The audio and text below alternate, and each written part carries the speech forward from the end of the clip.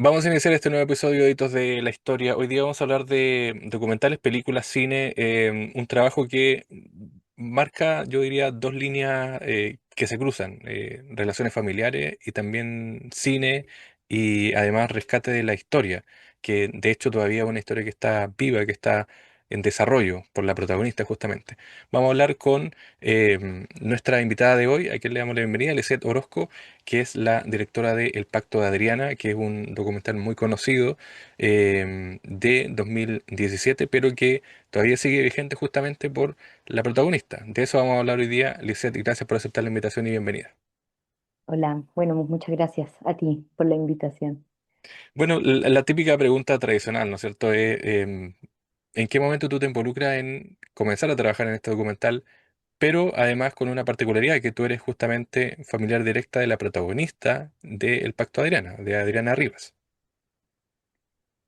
Sí, o sea, formalmente la protagonista soy yo, formalmente porque en el fondo es una película donde yo empiezo una lucha desde una ingenuidad hasta finalmente construir mis propios principios con respecto a lo que significa para mí tener un familiar que cometió crimen en la dictadura. Entonces, cuando inicié haciendo la película, por eso denomino que yo soy como la protagonista a términos formales a nivel cinematográfico, porque yo tengo una lucha dentro de la historia, ¿no? Como una lucha por rescatar una memoria, y mi tía, como se opone a esa lucha, ella sería la antagonista de la película, como hablando como profesora de cine, pero sí, efectivamente, mi tía es el personaje principal de esta historia, donde básicamente, la primera vez que la tomaron detenida, la primera vez que la acusaron de cometer crímenes, yo no podía creer cómo alguien tan humano para mis ojos podría haber cometido cosas tan inhumanas. Y ese fue un motor inicial que me hizo empezar a recopilar información con respecto a ella. Empezar a saber qué pasó realmente en una dictadura donde yo no existía. Yo nací en democracia, nací en el año 87, entonces empecé a involucrarme en su pasado, en el pasado de todo el país, para poder entender qué había pasado realmente, porque yo venía de una familia de derecha donde estaba este discurso superficial del comunista, el flojo que quiere todo regalado y que come guagua y pone bombas, ¿no? Como ese discurso que ahora es una caricatura, pero hoy en día sigo creyendo que hay gente que lo sigue creyendo. Entonces eso es un poco heavy, que todavía exista gente que se crea eso, ¿no?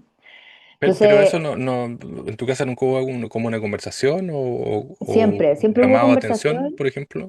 siempre hubo mucha conversación, y siempre mi familia tenía muchos argumentos para fundamentar que era verdad que los comunistas eran terroristas. Entonces yo me crié en ese contexto familiar.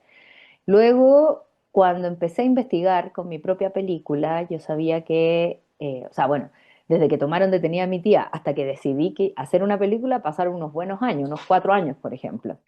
Cuando dije voy a hacer por primera vez una película, era porque yo estaba haciendo un magíster en documentales y me di cuenta que tenía todo para hacer una película. Entonces, toda esa recopilación que yo hice para poder ayudar a mi tía o defenderla si le pasaba algo, terminó siendo como mi material, mi materia prima para mi película. Y en ese camino, Hasta que la tomaron detenida, ¿qué había pasado antes contigo? ¿Cuál era la imagen que tenías de ella? es que yo desde que nací era mi tía que vivía en Australia. Entonces, para mí ese era el presente y el pasado. No sabía más allá, aparte que era la hermana de mi mamá, pero no sabía mucho de ella. Esta tía había trabajado en la Fuerza Aérea. Esa era como la información que yo tenía. Y entonces, cuando a mi tía la tomaron detenida por primera vez, entendí que existía una policía secreta que se llama DINA, después CNI. Empecé a entender la historia, una historia que en mi familia me la habían contado como muy superficialmente, en el fondo. Que en el fondo mi tía era una salvadora de los chilenos, porque evitó que el cáncer comunista se expandiera, ¿me entiendes? O sea, con ese discurso tan, bueno, ahora lo veo como tan tenaz. En ese minuto era como la única verdad que tenía, porque las personas que me amaban y me querían y donde me crié me dijeron eso, porque iba a desconfiar de ellos, ¿no? Entonces, en el camino, cuando tomé la decisión de hacer el Pacto de Adriana, empecé a mirar cine colombiano, o sea, colombiano, chileno.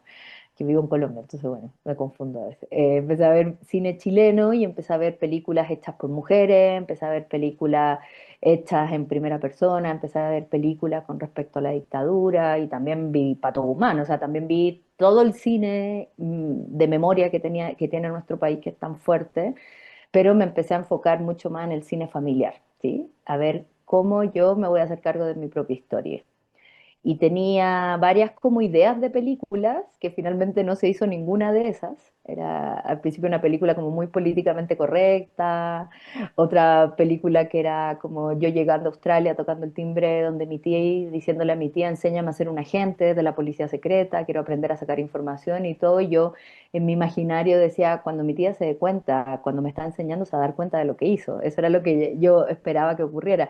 Y finalmente todas esas historias, todas esas ideas y toda esa fantasía quedó en eso, porque El Pacto de Adriana terminó siendo una película construida con mi material de investigación. Entonces, es un proceso que me demoré 5 años, donde en el camino me di cuenta que estaba ayudando a la persona equivocada, en el camino me di cuenta que uno no es lo que tu familia te forma, sino que uno se construye solo, ¿sí?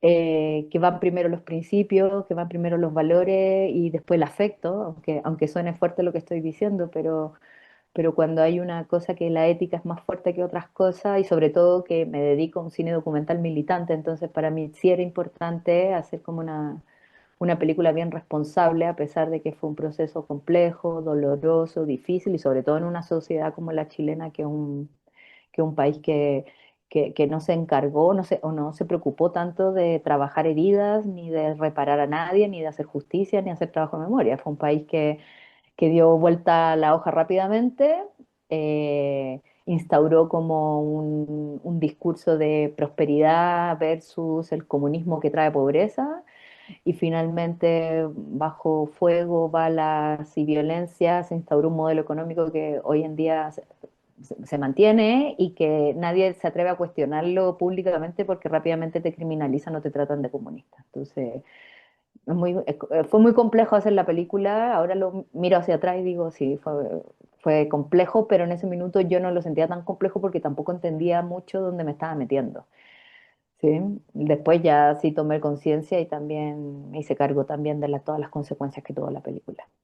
Bueno, tú lo comentas que tenías como una visión de lo que podría ser una película. Cuando te das cuenta, por ejemplo, que estás hablando con una persona que no conoces por su historia personal, y te das cuenta también en lo que estuvo metida, por así decirlo, entre comillas, ¿qué pasa contigo? ¿Peligró en algún momento, por ejemplo, el proyecto o el trabajo? ¿O esto vino como después, cuando ya tenías el material listo? A ver, nunca desistí del proyecto. Lo que sí es que iba cambiando como la forma de cómo me iba a hacer cargo de ese proyecto, desde mi punto de vista, en el fondo, como lo que yo te decía, partí haciendo una película muy políticamente correcta, donde yo ni siquiera era personaje.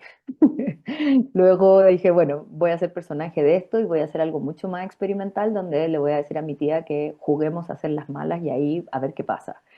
Luego dije, todo esto, o sea, todos estos años que me demoré era porque yo no me ganaba los fondos en Chile. Probablemente si me hubiera ganado el fondo chileno el primer año que estaba investigando, habría sido otra película, no tengo idea, pero habría sido otra cosa. Entonces tuve que, en esos 5 años que me demoré haciéndola y que la hice casi toda autogestión, o sea, casi al final de la película, cuando ya tenía un primer corte de la película, y me empecé a ganar un fondo de Nueva York, empecé a ganarme los pitch y cosas, entonces ahí yo dije, bueno, tuve que trabajar 4 años gratis para esto. Eh, igual, bueno, nuestra industria es bastante precaria en ese sentido, o sea, uno trabaja mucho por amor al arte y si te queda buena la película hay recompensa, si no, me tengo que sentir honrada por el aplauso y eso también me parece súper terrible lo que pasa en la industria del cine, no solamente en Chile, en Latinoamérica, ¿sí? A pesar de que cada vez vamos mejor, pero sí, falta mucho de industria.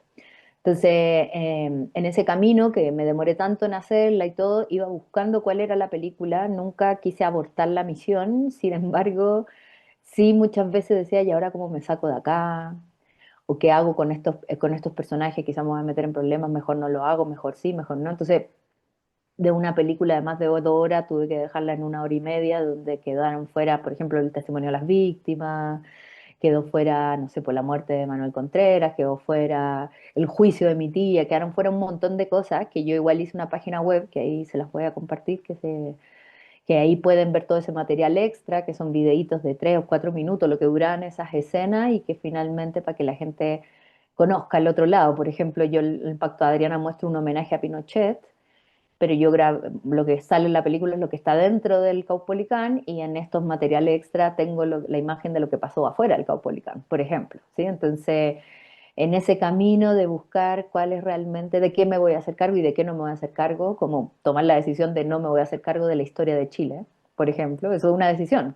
¿Pongo la moneda quemándose o no la pongo? ¿O me hago cargo de esta memoria histórica desde mi presente o desde mi pasado? Y si lo hago de mi presente, es porque el tema central de la película es el trauma transgeneracional. Es decir, cómo una tercera generación tiene que estar elaborando traumas familiares por culpa de los silencios, ¿sí? Por los silencios, las mentiras y por este poco trabajo institucional que tuvimos en el país. Me refiero a la institución de que en el colegio no se hablara de esto, que no existieran los suficientes espacios de memoria. O sea, si existen en Chile es por las mismas víctimas, no es porque haya una institución gubernamental que quiso hacerse cargo de reparar sus heridas como si lo ocurrió en Alemania, por ejemplo. ¿Sí? Estamos hablando con Lisette Orozco, directora de El Pacto de Adriana, justamente sobre esta historia de su tía, además, coprotagonista junto a Lisette del documental. Em, a medida que fuiste hablando con ella, conversando, me imagino que también al inicio, no sé, o durante la conversación, las conversaciones, la inocencia y el cariño por tu tía también, no sé si aminoraba un poco lo que te decía ella, porque hay algunas entrevistas que ha dado ella, donde ella es franca en decir, bueno, esto es lo que se tenía que hacer, defiende a Manuel Contreras también, porque le tiene mucho cariño. em, ¿Cómo era tu relación con ella a medida que ella te iba contando cosas y a medida que ella también iba defendiendo lo que había hecho? Es que lo que pasa es que mi tía nunca va a cambiar en el fondo. O sea, yo ahora me siento a hablar con ella y va a seguir pensando lo mismo que pensó la primera entrevista que le hice, ¿me entiendes? O sea, es una persona que ella realmente está segura que lo que hizo estuvo bien haberlo hecho, ¿sí? O sea, está como convencida de que fue un aporte para la sociedad porque hoy en día los chilenos viven bien, entonces estuvo bien haber perseguido a todos los comunistas en el fondo. Entonces, cuando hay ese nivel de autoconvencimiento, es muy complejo como romper una barrera ética y de explicarle y decirle, es que por muy bueno que tú creas que hiciste las cosas, en el fondo son crímenes y los crímenes de derecha y de izquierda todos se tienen que condenar, ¿me entiendes? Entonces, no podemos hacer desaparecer al que piensa distinto, ¿sí? O sea, no podemos pensar así. Tenemos que aceptar al que piensa completamente diferente a mí, aunque me duele y me cueste trabajar la tolerancia, pero toca hacerlo porque vamos a vivir en el mismo mundo. Y esa conversación con mi tía, yo ya me di cuenta que una y otra vez era inquebrantable su discurso. Entonces, ahí el camino de decir cuál es el camino que quiero tomar, lo tenía que tomar yo. Entonces, o tomo el camino de hacer que le creo a mi tía y para quedar bien con ella, finalmente le hago una película para limpiarle la imagen y me da lo mismo el mundo, o finalmente me hago cargo de no traicionarme a mí misma con respecto a mis principios. Y cuando tomé ese camino, yo sabía que iba a haber familia que no me iba a hablar, que mi tía probablemente nunca más me iba a hablar, sabía que iban a haber repercusiones sociales, familiares, hay gente que a la película le incomoda, hay gente que a la película le molesta, yo sabía todo lo que iba a ocurrir.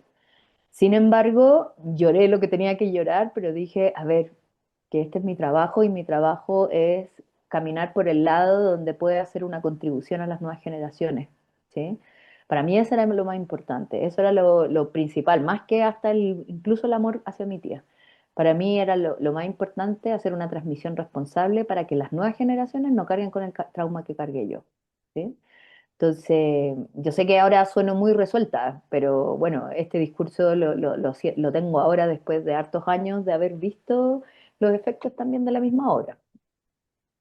Y a propósito de las repercusiones, porque claro, familiarmente o internamente, claro, es difícil, pero también afuera había como no sé si te pasó que hay un espacio donde también la película tuvo como un reconocimiento, entre comillas, em, por la forma en que se cuenta, más que por el discurso, por así decirlo, sino que Sí, porque es muy por la cercana a trama, la por película. el fondo del tema.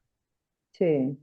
Sí, es una película que fue muy valorada para mi sorpresa, porque yo, a ver, yo sabía que era una historia importante y yo soy guionista, para mí era importante saber contar una buena historia y lograr emocionar a la gente. Para mí, esa es como la base de cuando yo enseño cine, esa es mi base de trabajo. Si a mí esa historia no me atraviesa, esa historia no va a funcionar. Ya, nos tiene que atravesar los temas, nos tienen que importar. Entonces, yo sabía que era una película que le iba a ir bien. Lo que nunca me imaginé, que iba a estrenar en Berlín, que me iba a ganar el Premio La Paz, que después iba a estar en más de 100 festivales, nominación a los Fénix, a los Platillos, o sea, que la película tuvo un vuelo que no ha parado. De hecho, ahora tengo funciones en la Cinemateca en Bogotá con la película, con la versión para lenguaje inclusivo, o sea, para sordos y ciegos. O sea, una película que la verdad es que nunca ha parado su vuelo y yo siento que es la mejor demostración, sobre todo para mis estudiantes, de que no necesitamos tener la mejor cámara del mundo para saber contar bien una historia donde lo que el público valora o por lo que también fue muy multipremiada es que el público valora la sinceridad, el proceso más que el final, ¿sí? La exposición, eh, la incomodidad, a pesar de que es una película que no termina con mi tía en la cárcel. 2 años después del estreno mi tía está en la cárcel, pero a lo que voy es que es una película que dentro de su sencillez, en su forma de cómo está construida, tiene un fondo muy importante porque hay un mensaje universal que tiene que ver con la desilusión de un ser querido, hay un mensaje universal con respecto al trabajo de memoria, a los vínculos familiares, a las familias divididas por la política. O sea, hay muchos mensajes universales al trauma transgeneracional, ¿sí? O sea, hay muchos temas universales que hizo que la película fuera ovacionada en Taiwán, en Rusia, en Polonia, en muchas partes del mundo. Entonces, a mí igual siempre mi inseguridad y mi temor siempre era en Chile, porque como yo sabía que en Chile no habíamos resuelto tantas cosas, yo tenía como mucho temor y la verdad es que afortunadamente tuve una súper buena recepción de la película. De hecho, solo en Argentina creo que una vez una señora me gritó enojada porque me dijo que por qué había dejado una sensación de duda. Entonces, claro, la entiendo, por supuesto, porque no es una película que mi tía termina esposada y eso es lo que el espectador esperaba, ¿no?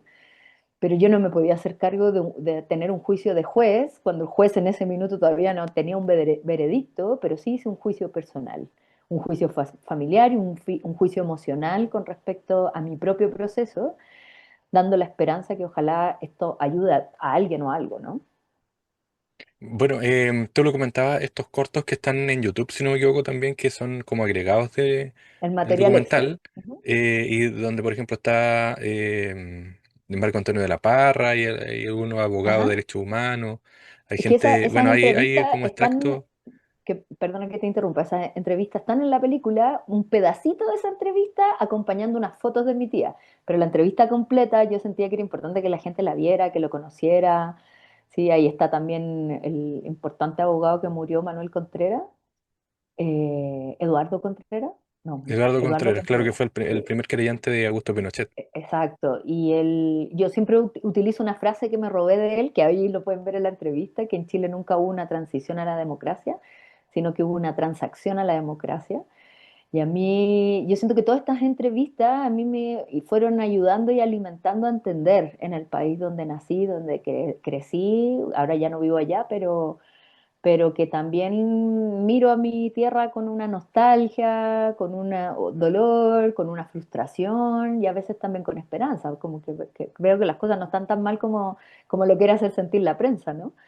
Eh, entonces sí, todo ese material extra lo pueden ver en la página de salmonproducciones.com, ahí en proyectos está el Pacto de Ariana y ahí pueden ver el recorrido de la película, el dossier de la película, el press kit, los premios, todo el material adicional de la obra.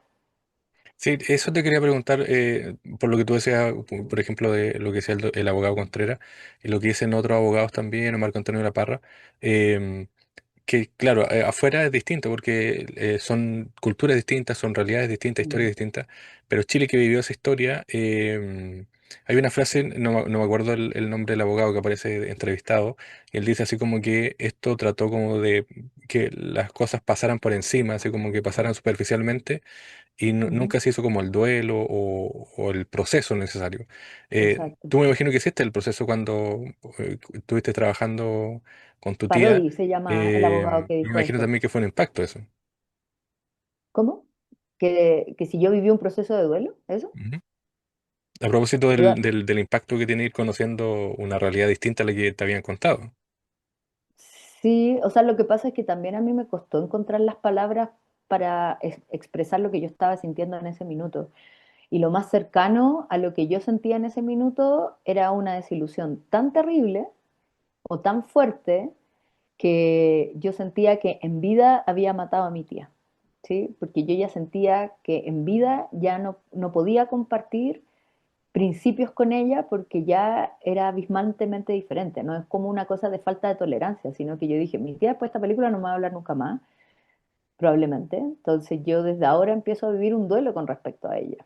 Y, y entonces es muy fuerte porque para mí es como, mi tía es como un fantasma, entonces cuando aparece un reportaje de mi tía y la gente me llama para entrevistarme, qué sé yo, es como, ah, ¿verdad que mi tía está en la cárcel? Sí, o sea, es como muy fuerte porque también, a ver, que puede ser muy polémico lo que voy a decir, pero a veces me da pena imaginármela en una cárcel. Sí, o sea, digo, porque mi tía no fue una mala tía. Eso es algo que yo sé que es muy complejo de entender, pero también Claro, tenemos que porque sacarnos. tú no eres una víctima ni eres tampoco una persona Exacto. externa, No era una no mala tienes una tía, pero eso relación no quiere, directa con ella. claro, pero eso no quiere decir que yo respalde sus crímenes, ¿me entiendes? O sea, yo creo que si cometió crímenes tiene que estar en la cárcel y por algo está en la cárcel. Pero no puedo Pero no deja de ser negar tu tía. que, claro, no va a dejar de ser mi tía y no voy a dejar de querer lo que ella fue como una figura para mí. Y eso es lo más complejo y yo creo que eso es algo que toda la gente debería empezar a sacarse la cabeza de que los malos son unos demonios, de que los malos tienen cara de malo o que los malos son O que no tienen realmente, familia, no tienen amigos. claro, que no tienen afecto, que no tienen eso. Los torturadores de la DINA tenían hijos que querían, que le hacían cariño. Y domingos con comidas familiares con su familia, o sea, como con sus cercanos. Y se reían, bailaban, contaban chistes y probablemente algunos fueron buenos padres. ¿Sí? Entonces, creo que deberíamos sacarnos de la cabeza y decir, hoy, pero él es tan buen abuelo, ¿cómo pudo haber hecho? Sí, yo conocí también a las colegas de mi tía y las señoras son personas muy buena onda, muy dulces, todo lo que queráis, pero eso no quiere decir que no hayan cometido crímenes y que no tengan que pagar por eso.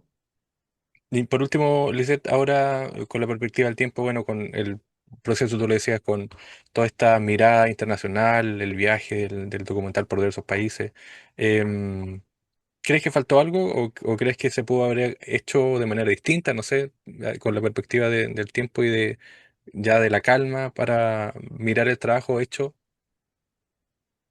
O sea, yo no le cambiaría nada a la película, a pesar de que se me quedaron como 4 películas afuera, porque había tanto material grabado que había mucho material para haber construido desde una mirada familiar, hay mucho material que es valiosísimo, que quedó fuera, que no está ni siquiera en el webdoc, que está en un disco duro por ahí guardado, pero yo creo que si le hubiera involucrado algo, habría involucrado al colectivo Historias Desobedientes, que sí lo involucramos en la última película que hicimos con el colectivo que se llama Bastardo, la herencia de un genocida, que la estrenamos el año pasado en Chile, en Sanfic.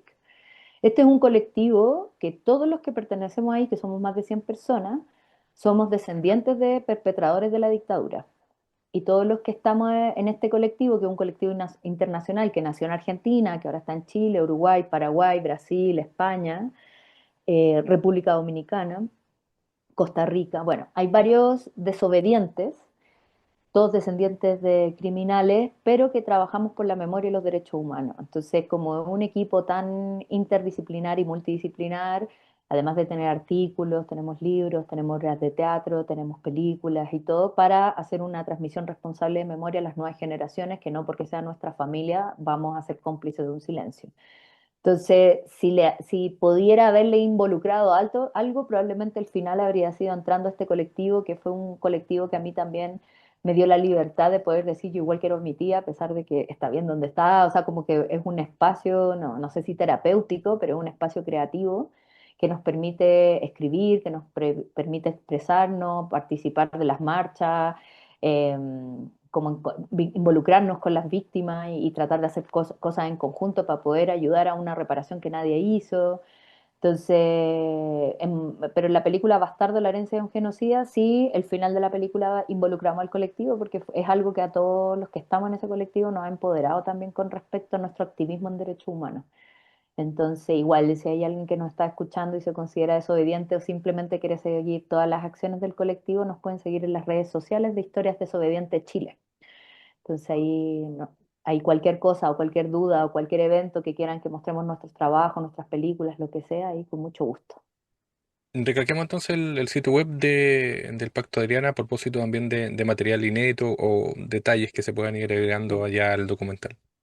Sí, el Pacto de Adriana, la página web es www.salmonproducciones.com/, el Pacto de Adriana. ¿Sí? Ahí pueden encontrar todo o en Proyectos el Pacto de Adriana. Esa es la página web oficial donde está el trailer y todos los materiales. Y también nos pueden seguir por las redes sociales de Salmón Producciones. Y en el caso del colectivo Historias Desobedientes, es seguir las redes sociales de Facebook o Instagram, Historias Desobedientes Chile. Liceo Orozco, que es la directora del Pacto de Adriana, muchas gracias por el tiempo, éxito también y gracias por compartirnos parte de tu trabajo. Muchas gracias a ustedes por la invitación y ojalá se pasen la voz para que las cosas cambien en nuestro país.